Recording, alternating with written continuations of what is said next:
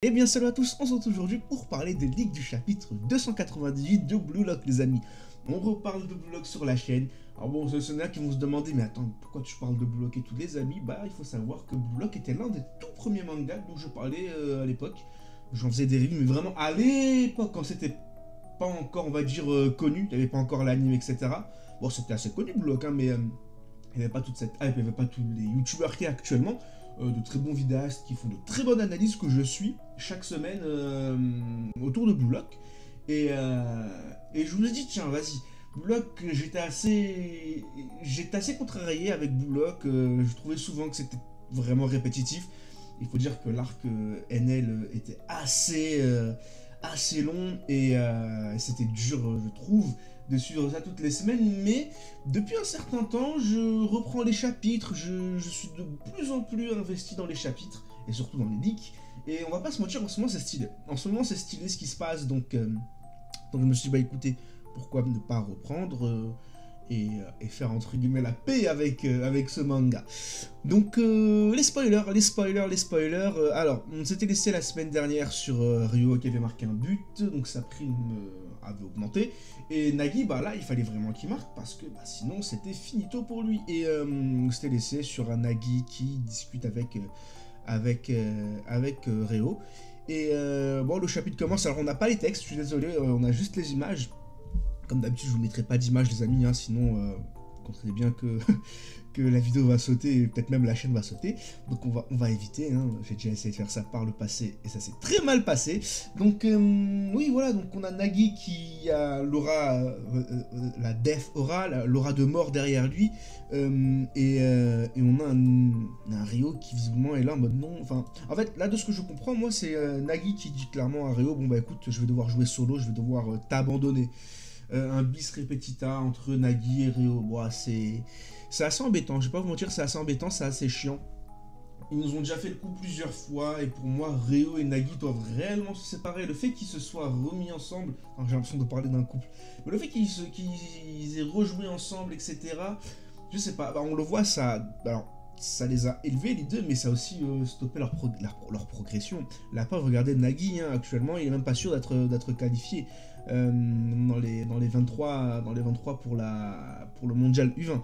Et du coup, bah, on a Nagi qui part visiblement sur le terrain et tout seul, et qui commence à jouer. On a Ryo qui lui court derrière en mode attends Nagi, reviens s'il te plaît, mais vraiment Nagi est décidé de marquer ce but par lui-même et seul de mener cette action à bien. Cependant, il joue tout de même en passe avec Agi, ça c'est intéressant. On sent vraiment qu'en fait là, il veut juste marquer son but de lui-même. Il veut juste pas jouer avec Nagi et qu'il ne veut plus être dépendant de Ryo, excusez-moi. Il veut plus être dépendant de Ryo visiblement. Donc il fait des passes à Shigiri, excusez-moi, et Shigiri lui refait la passe. Donc il joue vraiment avec l'équipe, mais tout seul. D'ailleurs, un petit moment stylé, bon, il l'a déjà fait, hein. Il fait rouler la balle sur son dos.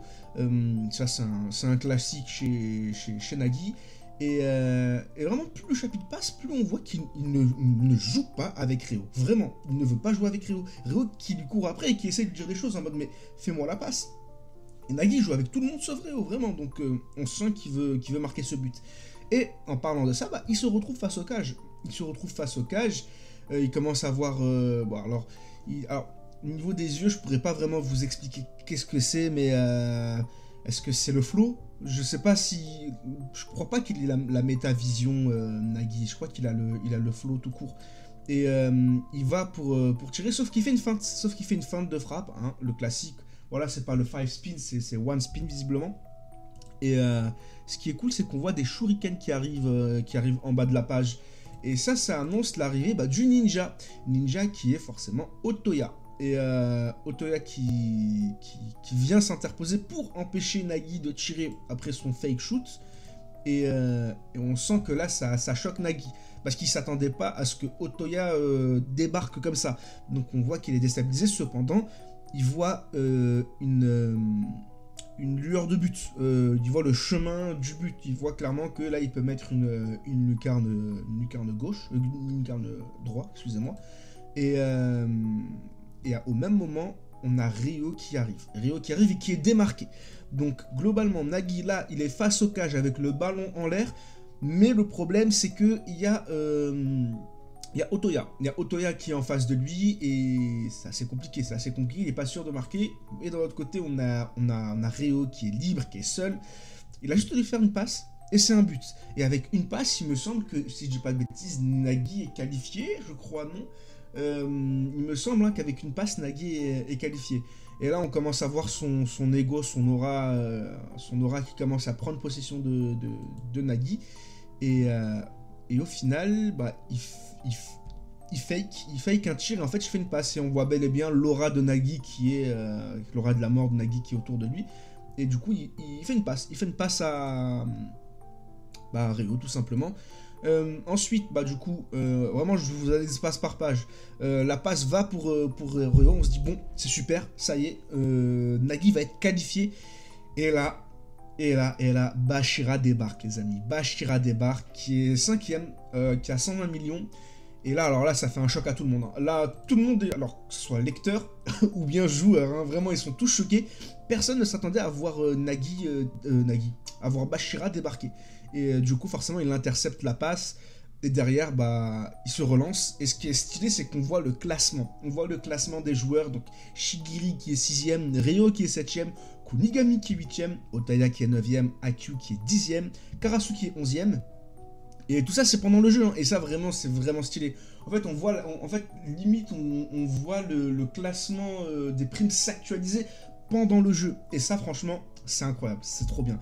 Gagamaru 12ème, Aryu qui est 13ème, Yukimiya qui est 14ème, Nico 15ème, Iori 16ème, Sendu 17ème, Kurona 18ème, Zantetsu 19ème, Fukaku, excusez-moi, qui est 20ème, Raichi qui est 21ème, Kiora qui est 22ème, et du coup, le 23ème. Le 23ème, c'est qui? Le 23ème, on se dit tous, bon, est-ce que ça va être Nagi? Est-ce que ça va... Parce que là, Kiora, il a 26 millions. Donc, c'est pas non plus tant que ça.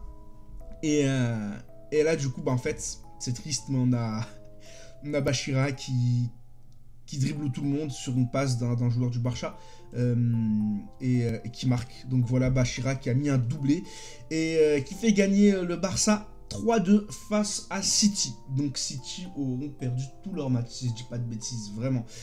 C'est dommage. Et Bashira qui est vraiment MVP, vraiment MVP total. Et du coup, on voit la 23e place qui apparaît, qui commence par Na. Donc on se dit tous, peut-être Nagi, mais on connaît l'auteur. Et forcément, ce n'est pas Nagi, mais ce n'est bien Nanase à 25 millions. Et Nagi qui a 24 millions. Donc en fait, la passe D lui aurait fait être 24e. Il aurait été dans les 23 premiers. Et tout ça, en fait, sous les yeux de Isagi, oui, parce que du coup, forcément, ce qui est vraiment stylé, c'est qu'en fait, ça s'actualise, il me semble, en même temps que le match. Ça s'actualise pendant le match de City. Et Isagi, lui, il avait déjà fini un poil avant le match, si je dis pas de bêtises. Je crois que je dis bêtises, mais rattrapez-moi, je crois que c'était flashback. Mais bref, en gros, ça s'actualise sous les yeux d'Isagi. Et Isagi, en fait, il est choqué. Il est choqué de voir Nagi qui n'est pas sélectionné pour les U20 et qui se retrouve, du coup, forcément, pas sans club et qui se retrouve sans sélection. Et du coup, c'est Nanase qui est le 24e. Et le chapitre se termine sur ça. Et alors là, on est tous choqués. Mais on n'est pas dupes. On sait que Nagi est le personnage préféré de l'auteur. Des auteurs même. Et on sait qu'il va arriver tôt ou tard.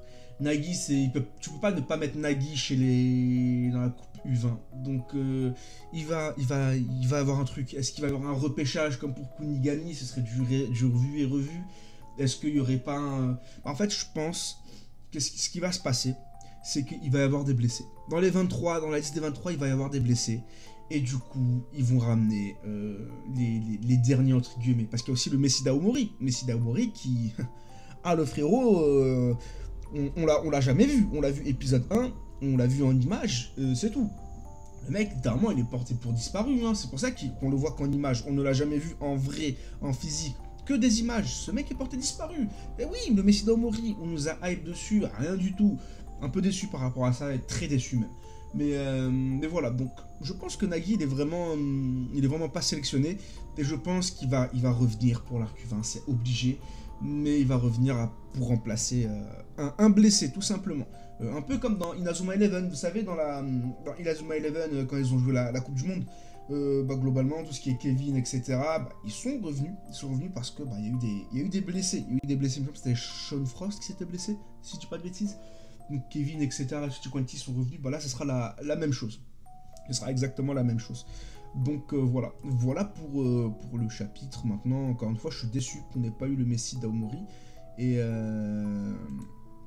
d'ailleurs, on a un petit texte qui est apparu.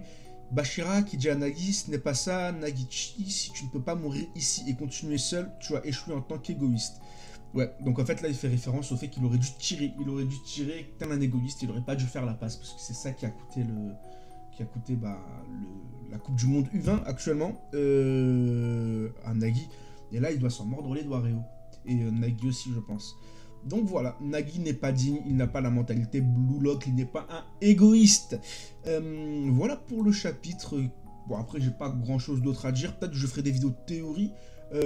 Parce qu'il y a quand même quelques théories là qui peuvent submerger. Mais bon, voilà en tout cas pour ce chapitre. Donnez-moi votre avis sur ce chapitre. Le fait que Nagi ne soit pas sélectionné, si vous y croyez ou pas. Le Messi d'Aomori, est-ce qu'on va le voir un jour peut-être? On sait pas. Dites-moi tout ça dans les commentaires et puis moi je vous dis à très bientôt pour d'autres vidéos blogs, je l'espère. D'ici là, portez-vous bien, bye bye.